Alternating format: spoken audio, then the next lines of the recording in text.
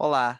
Neste vídeo eu quero te contar o que eu faço para nunca ficar sem dinheiro e que você também pode fazer para ter este mesmo resultado. Eu sou Fabrício Basso, educador financeiro, criador do método de finanças Gaste Melhor. Seja muito bem-vindo ao meu canal, se você está assistindo esse vídeo no YouTube, se você está no Instagram ou no Facebook também, seja muito bem-vindo.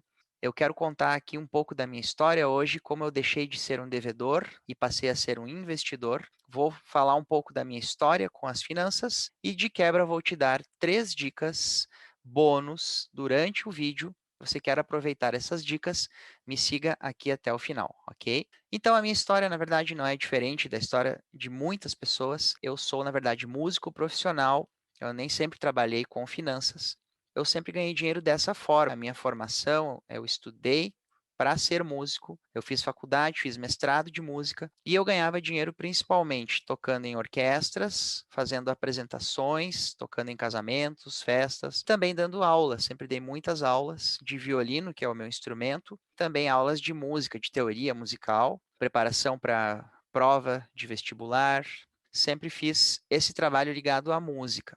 Em 2009, eu fiz o meu mestrado, parti para outro país para fazer meu mestrado, fiz nos Estados Unidos, voltei em 2011 para o Brasil, e só a partir daí é que eu comecei a me dedicar a desenvolver a minha profissão mesmo, começar a procurar cada vez mais fontes de renda para me manter. Na época eu não tinha muitas ideias assim de o que fazer com o dinheiro, não pensava muito a respeito de crescimento de patrimônio, que é uma coisa que eu tenho bem consciente hoje que é importante de se fazer.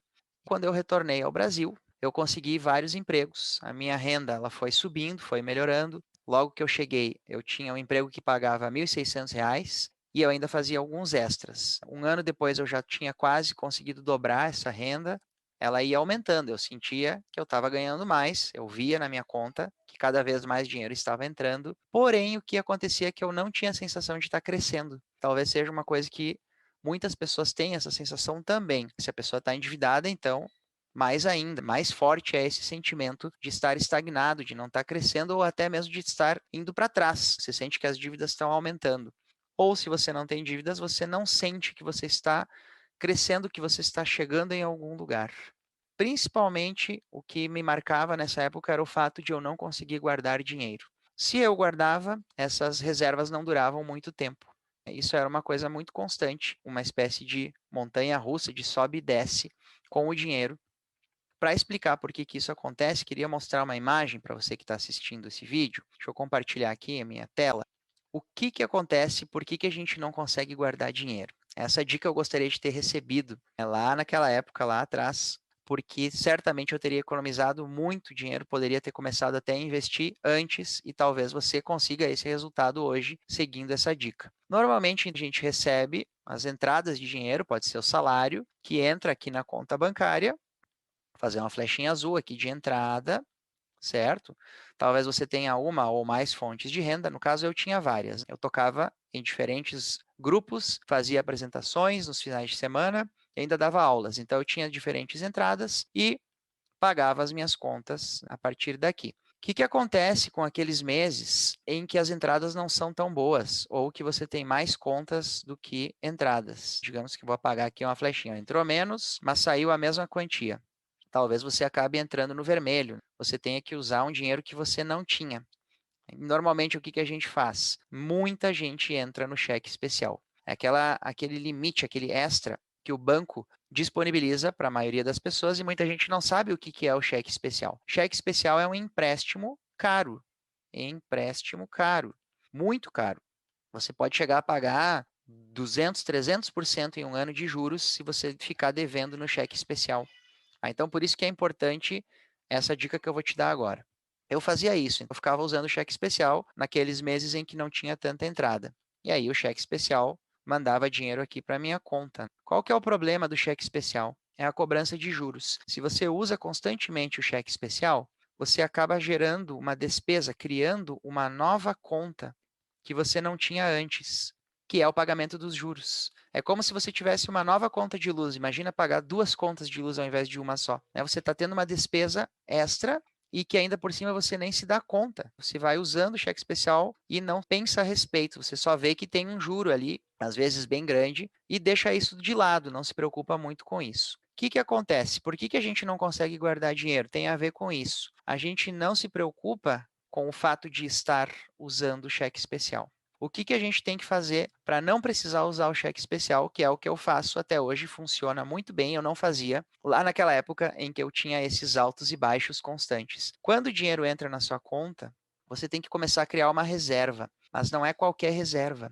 Essa reserva ela tem que ter uma função. Por que a gente não consegue guardar? Porque a gente guarda sem propósito, a gente guarda sem um objetivo. Você guarda dinheiro porque é bom ter guardado, mas você não sabe muito bem para que serve aquele dinheiro. Então, é muito importante, muito interessante que você crie uma reserva chamada seguro contra empréstimos. O que é isso aqui? É um dinheiro que te impede de usar o cheque especial. Quando você precisar, você teve um mês que teve menos entradas ou que teve muitos gastos, você vai usar a sua reserva, o seu seguro contra empréstimos, para não precisar pagar juros para o banco. Então, vou até usar flechinhas azuis aqui, porque aqui o dinheiro é sempre seu e você não paga juros. O que acontece com o tempo? A gente para de usar o cheque especial de uma vez por todas. Você elimina essa despesa. É uma despesa que você não vai mais ter. De novo, usando o exemplo da conta de luz. Imagina não precisar mais pagar a conta de luz. Não seria muito bom usar a energia elétrica e não pagar essa conta? E você pode usar um dinheiro extra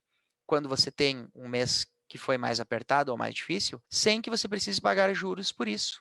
Essa dica aqui é muito importante.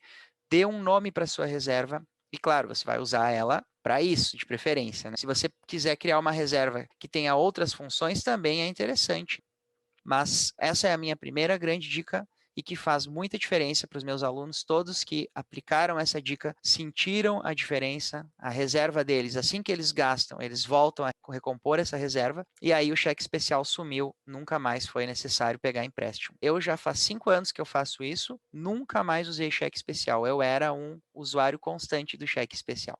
Certo? Primeira dica é essa. Seguindo com a minha história aqui, bastante breve, que eu quero contar para vocês. Depois de 2 anos e meio que eu tinha voltado para o Brasil, estava nesse sobe e desce aí financeiro, eu decidi que eu ia comprar o meu imóvel. Era uma coisa que eu queria já há muito tempo. Fazia bastante tempo que eu estava pensando em comprar uma casa ou um apartamento. Acabei comprando um apartamento. Eu fiz isso da maneira mais atrapalhada possível. Eu digo que, brincando, mas falando sério ao mesmo tempo, eu digo que eu fiz essa compra, eu comprei esse apartamento e essa compra foi feita com 300. Primeiro, sem planejamento. Eu não planejei como que eu ia fazer os pagamentos. É claro que eu sabia que teria que financiar o imóvel, que eu não tinha o dinheiro guardado, não tinha nenhum dinheiro guardado praticamente. Então foi sem planejamento. Eu não sabia o que ia acontecer depois que eu fizesse o financiamento, depois que eu criasse aquele novo gasto. Segundo erro, sem dinheiro guardado. Quando a gente compra um imóvel, a gente tem que dar um valor de entrada. Geralmente é 10% do valor do imóvel. Eu não tinha nada guardado. O que eu fiz? Eu pedi para a proprietária, na hora que eu fui comprar, para dar uma entrada um pouco menor, ela aceitou, mas esse dinheiro eu tive que fazer um empréstimo. Já de cara, já criei 2 compromissos financeiros fixos. Todos os meses ia ter que pagar o financiamento imobiliário e mais um empréstimo agora, né? Esse foi o segundo 100. E tem mais um 100 que eu chamo de sem noção, porque aí realmente foi a gota d'água onde começaram os meus problemas e eles se avolumaram e eu realmente me tornei uma pessoa endividada. Por que eu digo sem noção? Porque quando eu comprei o imóvel, eu fui avisado que eu teria que pagar um imposto de transmissão, se chama ITBI, Imposto de Transmissão de Bens Imóveis. Quando a gente compra um imóvel, a gente tem que pagar esse imposto para transmitir o imóvel da pessoa que está vendendo para a pessoa que está comprando. E me disseram, olha, tem que pagar o ITBI, tem que pagar esse imposto. E eu disse, ah, legal, mais uma coisa que eu vou ter que pagar, tudo bem, eu quero o meu imóvel. Só pensava nisso, não planejava. E eu pensei que seria um valor pequeno. A gente tem esse otimismo, às vezes, de achar que as coisas vão funcionar quando a gente não se planeja, não se organiza. Qual foi o resultado? Quando eu já tinha assinado o contrato, já tinha pago, feito o empréstimo para dar de entrada no imóvel, eu descobri que o ITBI era 3% do valor do imóvel. Então, 3% de 200 mil, que foi o que eu paguei pelo imóvel, mais de 6 mil reais. Fora outras taxas que eu tive que pagar na hora de contratar ali o financiamento com a Caixa. Resultado, tive que pegar mais um empréstimo. Aí, a minha vida financeira começou a degringolar, começou a mudar. Antes era esse sobe e desce, né, suave, assim. Subia, descia, subia, descia. A partir daqui eu comecei a entrar numa montanha russa que só descia. Embora ainda tivesse algumas entradas, alguns meses que entrava mais dinheiro, eu simplesmente não via mais esse dinheiro. Ele evaporava, ele era totalmente absorvido por essas despesas, por esses 2 empréstimos e ainda por esse financiamento do imóvel. E com isso tudo, mais ou menos metade de tudo que eu ganhava já estava morto antes do mês começar. Entrava o dinheiro, metade já estava comprometido. Com isso, eu entrei nesse ciclo que eu estava mostrando antes de usar o cheque especial constantemente. No meu caso, foi praticamente todos os meses. Estava sempre no cheque especial. Tinha meses que eu pagava 200, 300 reais de juros para o banco. Esse eu considero hoje, olhando para trás, analisando, considero que é, e também analisando os gastos que normalmente as pessoas têm, os meus alunos nas oficinas de finanças. Esse é o pior tipo de gasto que a gente pode ter, falando muito sério, porque a gente está simplesmente rasgando dinheiro. A gente está pagando um imposto extra pela nossa desorganização. É isso que é estar devendo no cheque especial. A gente paga um valor muito grande porque a gente não se organizou, porque a gente não planejou os nossos gastos, não criamos a reserva, o seguro, aquele que eu mostrei antes, e acabamos então tendo esse gasto recorrente com juros. Então, se você nunca parou para pensar a respeito disso, pense agora. Se você pudesse eliminar um gasto da sua vida, como seria a sensação? Se você conseguir eliminar o endividamento, controlar o seu endividamento, com o tempo, esse gasto vai evaporar, ele vai desaparecer da sua vida. Você vai sim conseguir começar a guardar e investir. É realmente muito interessante, muito importante a gente prestar atenção nisso. O que eu fiz então depois de 1 ano e meio? Eu tive que renegociar empréstimos, eu tive que pegar um empréstimo maior para pagar o outro e com a sobra cobrir a conta, cobrir o cheque especial. Minha gerente me ligava, dizia: olha, a gente está aumentando o teu limite e tal. Realmente foi uma situação por aquele 1 ano e meio, durante esse tempo, esse período, bastante complicada. No final de 2015, 1 ano e meio depois de ter comprado o imóvel, eu decidi dar um basta. Eu decidi que eu tinha que mudar as coisas. Aqui, uma coisa, um comentário bem importante é a gente deixar de esperar que as coisas melhorem. Muito importante isso. A gente não ficar no modo passivo, no modo vou esperar que eu consiga um emprego melhor, vou esperar que alguém me ligue e me ofereça outros trabalhos que paguem mais. Quando a gente entra numa situação de endividamento, muitas vezes essas entradas de dinheiro não vão resolver o problema. A gente precisa de mais coisas além de só aumentar a renda. O que eu fiz? Eu decidi estudar. Estudar educação financeira, uma coisa que eu nunca tinha estudado. Comecei a ler. Início de 2016 foi quando eu comecei o meu processo de, eu chamo de reeducação financeira. Assim como tem reeducação alimentar, a pessoa tem problemas ligados a sobrepeso, problemas de diabetes, problemas ligados à alimentação. Com os gastos, com a vida financeira é a mesma coisa. A gente tem que fazer uma reeducação para reaprender a gastar. E também para ganhar mais. Às vezes também tem que mexer com esse outro lado da renda. No meu caso, era principalmente a questão dos gastos. Comecei a ler muito, eu li mais de 40 livros desse assunto e de assuntos relacionados à educação financeira, porque tem muita coisa que tem a ver mais com o nosso comportamento do que com o dinheiro propriamente dito. Nosso comportamento geral, ele muitas vezes nos leva a comportamentos destrutivos quando o assunto é dinheiro. Comecei a ler também sobre psicologia, estudos de comportamento para entender como é que funcionava o meu próprio, meu comportamento e para conseguir mudar isso. Eu comecei a colocar várias coisas em prática. Eu fiz vários cursos também com outros educadores financeiros muito bons. Tem trabalho fantástico no YouTube. A gente encontra muitos vídeos e livros deles para comprar também, como Gustavo Cerbasi, Patrícia Lages, a Natália Arcuri. Provavelmente você que está assistindo esse vídeo conhece alguns deles. Se você conhece, comenta aqui embaixo, aqui nos comentários do YouTube ou de outra mídia em que você esteja assistindo esse vídeo. Se você conhece outros educadores financeiros, já segue os vídeos, o trabalho dessas pessoas. Eu comecei a acompanhar vários deles, fiz cursos com vários deles e eu consegui mudar as coisas, consegui criar um método próprio, absorvendo esses conhecimentos e transformando isso num jeito de lidar com as finanças que fez toda a diferença para mim nessa questão de me livrar das dívidas especialmente, mas não apenas isso, numa melhora financeira global, eu diria assim. Quero mostrar uma outra imagem aqui que é muito elucidativa, que mostra muito bem o que acontece quando a gente está naquela situação anterior. Quero mostrar então essa imagem agora. Na verdade, eu quero mostrar duas imagens. Essa primeira é quando a gente está naquela situação de não se preocupar muito com as coisas e fazendo os nossos gastos, recebendo o nosso dinheiro e muitas vezes entrando em dívidas nesse ciclo aqui, sem se dar conta de que a gente está cavando um buraco. Se a gente olhar aqui, tem areia aqui, ó. Tem esses restos aqui, né, de areia, de terra, que a pessoa que está caminhando sempre do mesmo jeito está gerando, que ela está fazendo um buraco, ó. Embora pareça um círculo, na verdade, isso aqui é uma espiral descendente. A pessoa está fazendo isso aqui, ó. Ela está descendo, mesmo que ela não se dê conta. Essa era a minha situação, é a situação de muita gente no Brasil. Quando eu fiz esse processo de reeducação financeira, eu consegui entrar aqui. Eu consegui chegar nessa espiral que é onde a gente deveria chegar, onde a gente deveria estar, que é uma espiral ascendente. É saber, sentir e perceber que a gente está crescendo. Não é natural a gente não estar crescendo. A gente está trabalhando, recebendo nosso dinheiro e não estar aumentando o nosso patrimônio. Se isso não está acontecendo com a gente, é porque a gente está com alguma questão que precisa ser resolvida. A gente precisa estar crescendo, por quê? Porque vai ter um momento, vai chegar uma hora, que a gente não vai ter a mesma capacidade de trabalho que a gente tem hoje. Você não vai conseguir trabalhar tanto quanto você consegue hoje. Ou talvez você não vá querer trabalhar tanto, você vai ter que trabalhar contra a sua vontade para se manter porque não teve um planejamento, não teve um crescimento financeiro na hora em que você tinha mais energia, que você podia fazer isso. Ou mesmo se você já está numa idade um pouco mais madura, tem muita coisa que você pode fazer para começar a crescer agora, mesmo que você pense que já é um pouco tarde, não. Tá? Sempre é hora da gente crescer, sempre é momento da gente aprender coisas novas e melhorar a nossa situação e crescer financeiramente.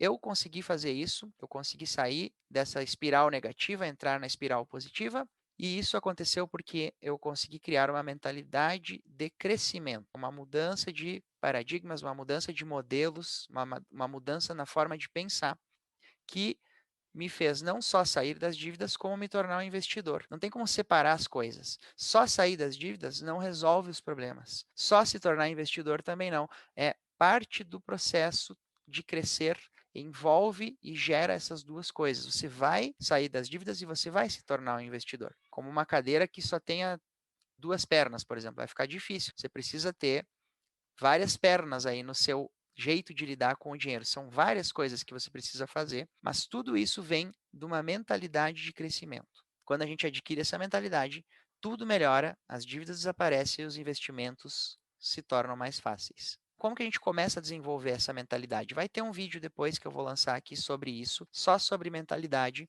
como adquirir essa mentalidade de crescimento. Mas para que a gente já comece a fazer essa mudança, já comece a adquirir essa mentalidade, tem dois grupos de perguntas que a gente pode se fazer. Perguntas relacionadas à nossa renda e perguntas relacionadas ao jeito como a gente gasta, as entradas e as saídas de dinheiro. Com relação às suas entradas de dinheiro, a pergunta que você tem que se fazer: primeiro, se você tem uma renda hoje. Se você está desempregado ou se o seu negócio está tendo dificuldade, se você é empreendedor, profissional liberal, se você perdeu o seu salário, que você pode fazer para conseguir uma renda extra ou uma fonte de renda, pelo menos. Se você tem só uma fonte de renda, o que você pode fazer para ter mais de uma? Porque hoje em dia só uma fonte de renda é uma coisa arriscada de se ter. Outra coisa que as pessoas também não se dão conta, a gente nunca sabe quando que vai acontecer uma pandemia, como foi o caso, mas pode ser que outras crises de outros tipos ocorram. A melhor forma da gente se proteger disso é ter mais entradas de dinheiro, descobrir outras formas de receber dinheiro. Uma delas é investir. Vou falar sobre isso aqui nos conteúdos que eu vou publicar regularmente. E a outra coisa, as outras perguntas que a gente tem que se fazer tem a ver com o que eu faço quando o dinheiro da minha renda cai na minha mão. Quando esse dinheiro entra, o que eu faço com ele? Aí são as habilidades de gastar melhor. Por isso que o nome do meu canal é Gastar Melhor. O meu método, ele ensina as pessoas a gastar melhor, inclusive gastar de uma forma que depois vai te trazer mais renda. Investir é uma das formas de fazer isso. Investir na sua educação, melhorar o seu conhecimento, aumentar o seu conhecimento, também é uma forma de gastar melhor. Então tem a ver com essa habilidade aqui. Você tem que saber com o que você está gastando, para onde está indo o seu dinheiro. É uma coisa muito recorrente os meus alunos não saberem, né, no início do curso, da oficina que eu faço com eles. A maioria não sabe no que eles estão gastando. O dinheiro evapora, né? Só que dinheiro não é gelo para evaporar, não é água para evaporar. A gente é que está gastando o dinheiro sem se dar conta no que. Eu vou fazer um outro vídeo que vai ser só sobre essa primeira parte aqui de renda extra. Também vou fazer outros vídeos aqui sobre como gastar melhor. Mas essa minha dica de agora, que vai ser a segunda dica, eu prometi três. Estamos na segunda dica. Essa segunda dica que eu vou te dar, se você está sem renda ou se você quer aumentar a sua renda ou conseguir outras fontes de renda, é pare de pensar só em você. Pense nos problemas das outras pessoas. Como assim? Quando você pensa nos problemas que as outras pessoas estão enfrentando, você pode ter e vai ter muitas ideias de coisas que você pode prover para essas pessoas cobrando um valor por isso. Pode ser um serviço, pode ser um produto. Vou dar aqui três ideias rápidas de coisas que você pode fazer e começar hoje, dependendo, claro, das habilidades, dos recursos que você tem.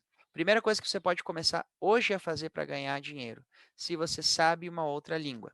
Se você sabe inglês, se você sabe, sei lá, espanhol, as duas que são mais utilizadas no mundo hoje, chinês também, né? Mas acho que inglês e espanhol é o mais fácil, o mais comum da gente encontrar. Pessoas que têm algum conhecimento dessas línguas. Normalmente o que acontece? Aconteceu comigo, tá? Eu morava nos Estados Unidos, eu tinha inglês, tenho inglês fluente, e uma época eu cheguei a pensar em dar aulas de inglês, mas eu fiquei muito inseguro, porque eu não tinha, ou considerava que eu não tinha um conhecimento grande de inglês, mesmo sendo fluente, eu tinha o conhecimento suficiente, eu achava, para me comunicar bem. E aí eu fui conversar com a minha professora de inglês na época, e ela me disse: olha, se tu tem conhecimento suficiente para falar, se tu já consegue falar, isso quer dizer que tu já sabe mais, muito mais do que alguém que não sabe nada. E aí isso deu um clique, né, na minha cabeça. Tudo que a gente sabe, não precisa ser só língua. Qualquer coisa que você já saiba um pouco, você já sabe muito mais do que alguém que não sabe absolutamente nada a respeito daquele assunto. Então, não só para línguas, outros conhecimentos que você tenha, não tenha medo, não tenha vergonha de ensinar para alguém que não sabe nada e cobrar por isso. Você pode fazer isso. Isso vai trazer uma renda rapidamente para você. Mas você precisa tirar essa trava mental de achar que você precisa ter um domínio total sobre o assunto. Não. Educação financeira. Eu tenho bom conhecimento de educação financeira, tanto que eu ensino a respeito, mas eu estudo esse assunto há 5 anos. Eu não estudo ele a minha vida inteira. E eu já ensino, eu já tenho resultado. Os meus alunos, muitos têm muito resultado bom. Então, eu tenho essa tranquilidade de estar aqui fazendo vídeos e ensinando, porque eu já coloquei isso em prática. Então, coloque em prática. Se ofereça para dar aula para uma pessoa. De repente, a partir dali, você vai descobrir que você gosta disso. Esse seria o pré-requisito, né, para gerar renda com isso, gostar de dar aulas, né? Gostar de ensinar as outras pessoas. Saber, pelo menos um pouco, fazer isso. Digamos que isso não serve para você. Não, eu não sei outras coisas que eu ou eu não gosto de ensinar. Se você tem habilidade com a cozinha, se você sabe cozinhar, você pode cozinhar e vender para outras pessoas a alimentação saudável, de preferência, porque essa é uma demanda muito grande que existe hoje. Muita gente está sem tempo, trabalha muito, gostaria de ter uma alimentação melhor, gostaria talvez de levar uma quentinha de comida saudável para o trabalho, ao invés de ter que comer uma porcaria na rua, e a pessoa simplesmente não tem tempo, não consegue se organizar para fazer isso. Você pode fazer isso por ela, cobrando um bom valor por isso e gerando uma renda extra para você. Muita gente também faz isso, tem muita demanda, é outra habilidade que você pode usar a seu favor. Então, o pré-requisito é, claro, ter essa habilidade de cozinhar bem. E terceira coisa que você pode fazer, não gosto de cozinhar, não gosto de ensinar, mas eu tenho um quarto na minha casa que fica vago. Eu tenho um quarto que eu poderia arrumar ele, que está cheio de trastes, e deixar ele utilizável, colocar uma cama lá. Você pode alugar o seu quarto, um quarto extra da sua casa. Você pode ganhar dinheiro sem precisar fazer mais nada, além de, claro, abrir as portas da sua casa para um estranho. Isso é uma coisa que você vai ter que fazer nesse caso, mas através do site do Airbnb e outros que existem, né? Eu acho que o Airbnb é o mais famoso. Você consegue alugar não só a sua casa, mas um quarto da sua casa. Você não precisa sair de casa para ganhar dinheiro com a sua casa, alugando um quarto dela. Outra ideia, então, e o pré-requisito aqui, claro, é você gostar de receber visitas. Se você não gosta de conhecer pessoas, talvez isso não seja o ideal para você. Mas eu dei aqui três exemplos de problemas que as outras pessoas enfrentam, que elas têm, e que você pode ajudar a resolver, e isso vai te trazer o dinheiro que você não sabia que podia estar gerando já. Você já podia estar com essa renda extra e não tinha se dado conta, certo? Então, se você está procurando uma renda extra, comenta aqui embaixo o que você tem feito para procurar. para tentar encontrar essa renda extra e o que que essa dica te ajudou, se ela fez alguma diferença. Se você abriu a cabeça, talvez a partir disso aqui você descubra uma outra alternativa, usando essa outra forma de pensar. Ao invés de pensar em você, pensar no que você gosta de fazer, é pensar no que as outras pessoas estão precisando. Isso ajuda muito quando a gente está nesse processo de procurar uma renda extra. Foi o que eu fiz, eu descobri que muita gente precisava de ajuda com as suas finanças. Eu nunca tinha trabalhado com isso, eu comecei a estudar esse assunto para resolver o meu problema. Quando eu resolvi, eu vi que o resultado foi tão bom, depois eu vou falar dos meus resultados, eu me dei conta que muita gente precisava daquilo. Muita gente poderia se beneficiar desse conhecimento. Tem muita coisa na internet, tem muito conteúdo, mas o que eu acho que faz falta, às vezes, é uma organização. Talvez você tenha se dado conta disso já. Por onde que eu começo? Eu começo pelos investimentos? Ah, mas se eu tenho dívida, será que eu tenho que quitar minha dívida antes de começar a investir? Talvez não. Como que eu faço para me encontrar? Eu comecei a ensinar isso para as pessoas. Como se organizar com todas essas informações que hoje estão mais acessíveis, a gente consegue em vários canais do YouTube, vários conteúdos gratuitos. A gente tem acesso a essas informações, mas muitas vezes elas estão meio bagunçadas. E é isso que eu faço, eu ajudo as pessoas a encontrar uma forma de organizar, utilizar essas informações, que são muito boas, para melhorar a vida financeira delas. Essa foi a minha outra dica sobre como procurar ou como encontrar uma fonte de renda alternativa. E eu quero mostrar para você também agora o outro lado aqui, que era o lado de gastar melhor, aquilo que você faz quando o dinheiro está na sua mão. Eu vou fazer vídeos a respeito disso também, tem muita coisa que dá para explorar a respeito desse aspecto da sua vida financeira, que é a maneira como você usa o dinheiro que está na sua mão, mas você pode começar a melhorar hoje, isso é quase uma dica extra aqui. Você pode começar já a melhorar isso hoje, se você começar a anotar os seus gastos, anotar todos os seus gastos. E anotar também o quanto você ganha todos os meses. Essas duas coisas, fazendo elas ao mesmo tempo, você vai descobrir muita coisa interessante. Então, eu vou compartilhar aqui a minha tela para explicar um pouquinho a respeito disso. Deixa eu mostrar aqui. Como que eu faço esse processo? Como que eu organizo as minhas anotações de gastos? Talvez você já até tenha visto vídeos de outras pessoas dizendo que não adianta anotar gasto, ou que você consegue fazer por um tempo, depois você para porque fica cansativo, fica chato. Aqui vale a mesma regra daquela regrinha que eu falei antes sobre como criar uma reserva financeira. Você precisa ter um objetivo. Se você não tiver um objetivo anotando seus gastos, não vai adiantar nada. Eu tinha uma aluna que me perguntou uma vez: eu anotei os gastos, ela fez o meu curso, fez uma oficina comigo, e ela disse que anotou os gastos, mas não sabia o que fazer com essa informação. Então, me dei conta que, às vezes, só dizer para anotar os gastos, as pessoas não sabem muito bem o que fazer com isso.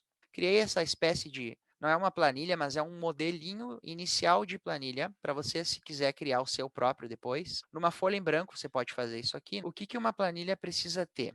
Precisa ter dois lados, o lado das entradas de dinheiro e o lado das saídas, para que você compare as duas coisas.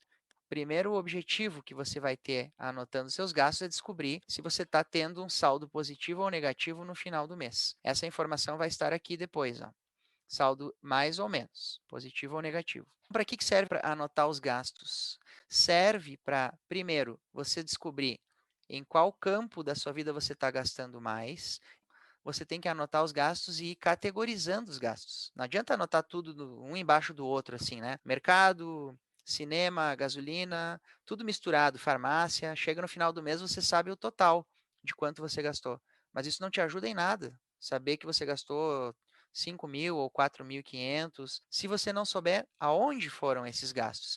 Para te ajudar, para te facilitar a vida, você tem que fazer isso aqui, ó, categorizar. Normalmente, a gente categoriza usando mato. O que que é mato? Moradia, alimentação, transporte e outros. O mato, você usar o mato, é provavelmente a maneira que vai fazer sentido para a maior parte das pessoas, porque todo mundo vai ter gasto com moradia, alimentação, transporte e outros gastos aqui pode variar. Tem gente que vai ter gastos recorrentes com farmácia, por exemplo. Aí pode criar um campo na sua planilha que seria o F, de farmácia. Eu tenho muito gasto com colégio dos meus filhos, educação. Pode criar um E de educação e colocar ali os gastos, os pagamentos que você faz da escola dos seus filhos. Se você tem gastos recorrentes em algum campo da sua vida que não seja moradia, alimentação e transporte, cria um campo na sua planilha ou no seu caderno. Isso aqui pode ser um caderno branco. Isso que eu estou mostrando, você pode fazer da maneira que você achar mais interessante, que funcione melhor para você.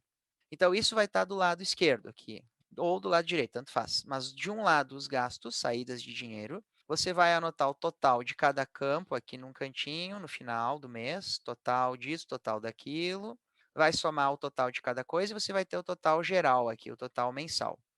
Aí você vai saber quanto dinheiro saiu da sua conta, quanto dinheiro saiu daquilo que você recebeu no mês, ou do que você já tinha de outros meses. E os ganhos, as entradas de dinheiro, você vai anotando aqui. Se você tiver mais de uma, é muito importante que você faça esse registro, mas mesmo que você tenha só uma entrada de dinheiro, é importante anotar para observar as variações, para ver se, por exemplo, você está recebendo a correção do seu salário, se ele está acompanhando a inflação.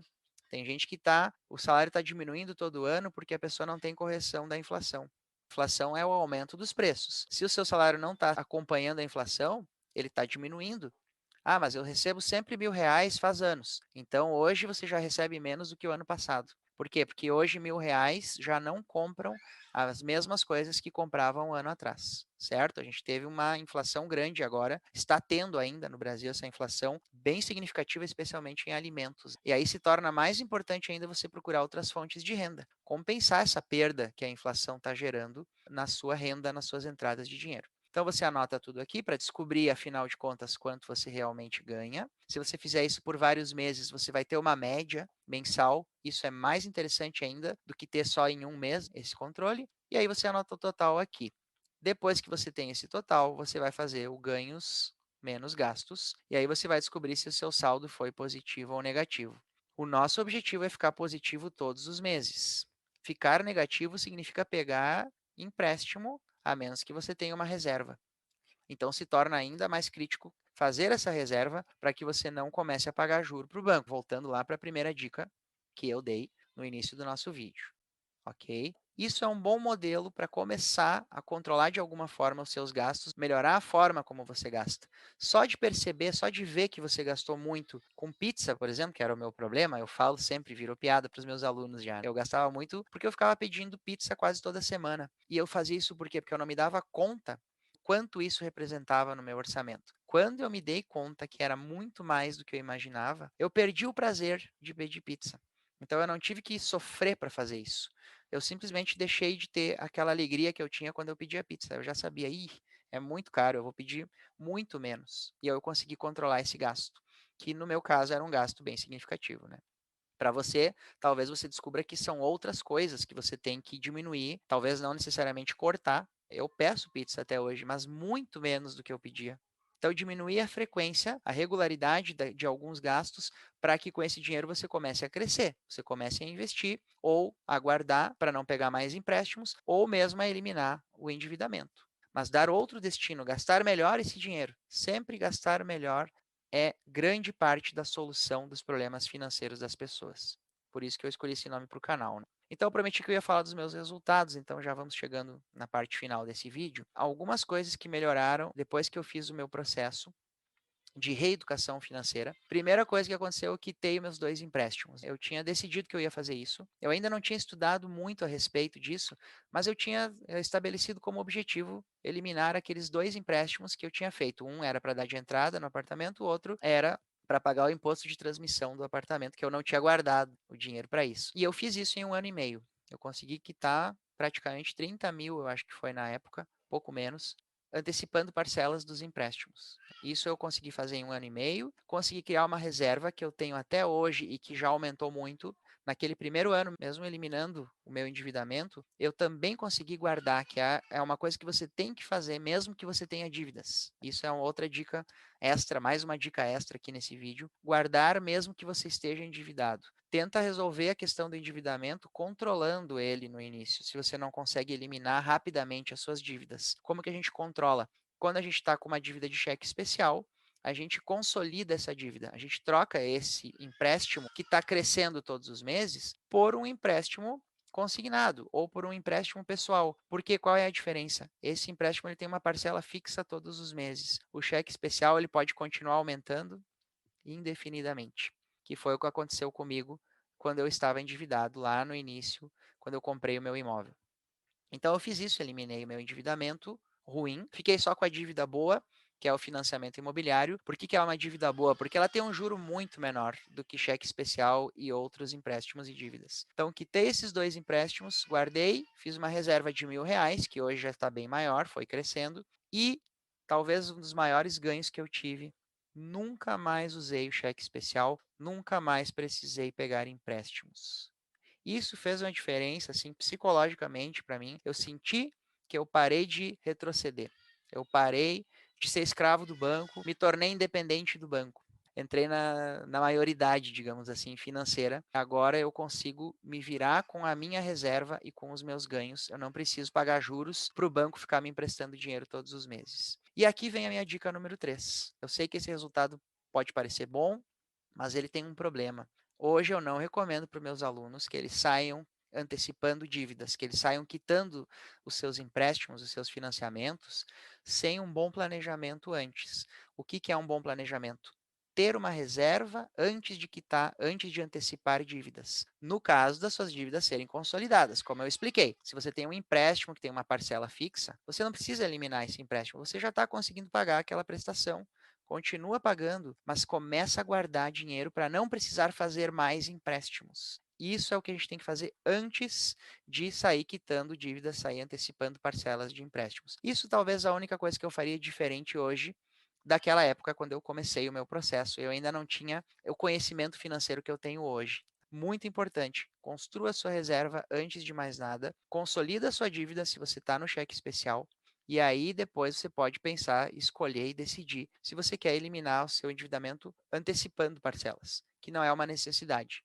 Reserva, sim, construir reserva é fundamental, certo? Essa foi a terceira dica desse vídeo. E o outro resultado que eu tive, e sobre o qual também vou fazer vídeos e vou publicar aqui constantemente, foi o fato de eu ter me tornado investidor. Comecei a comprar criptomoedas a partir de 2018, depois de 2 anos e meio ali do meu processo de reeducação financeira. Criptomoedas, em 2019, comecei a investir na bolsa de valores, comprar ações, fundos imobiliários, comecei a investir em renda fixa e o meu patrimônio só cresce desde então. Agora que eu entrei na espiral de crescimento, é que eu entendo a importância lá atrás de ter começado investindo em conhecimento. Talvez essa seja a maior vantagem que eu tive, foi começar investindo nisso. Ao invés de pensar em investimentos, ao invés de só quitar as dívidas, eu investi em melhorar o que eu sabia. E isso aí é o que mais traz resultado. Aí a gente adquire aquela mentalidade de estar sempre querendo crescer, melhorar e não só procurando o melhor investimento ou só pensando nas dívidas que também não resolve o problema, certo? Todos esses resultados que eu tive, reservas, não ter mais dívidas, conseguir investir todos os meses, são coisas que qualquer pessoa consegue. Não foi uma coisa genial nem brilhante o que eu fiz. Foram mudanças que, a partir do conhecimento que eu adquiri, naturalmente foram se consolidando. Eu quero trazer muito mais conteúdo a respeito disso, para ajudar você que está me assistindo a também ter esse resultado, também entrar na espiral de crescimento, porque é muito boa essa sensação e eu quero que cada vez mais pessoas tenham acesso a isso. A gente tem como, hoje, fazer o conhecimento chegar num número muito maior de pessoas do que há alguns anos. A gente tem todos os meios para fazer isso. Eu quero pedir a tua ajuda, que você compartilhe, curta esse vídeo ou essa postagem, se você está vendo esse vídeo no Instagram ou no Facebook. Fale para os seus amigos a respeito desse assunto, manda esse conteúdo para algum amigo que está tendo dificuldades ou que queria aprender a investir, porque a gente vai ter vídeos sobre todos esses aspectos, sobre todos esses assuntos que têm a ver com as nossas vidas financeiras, que é esse assunto tão importante que a gente tem hoje para tratar. Esse vídeo então vai ficando por aqui, espero que você tenha gostado e a gente se encontra no nosso próximo vídeo. Obrigado pela atenção.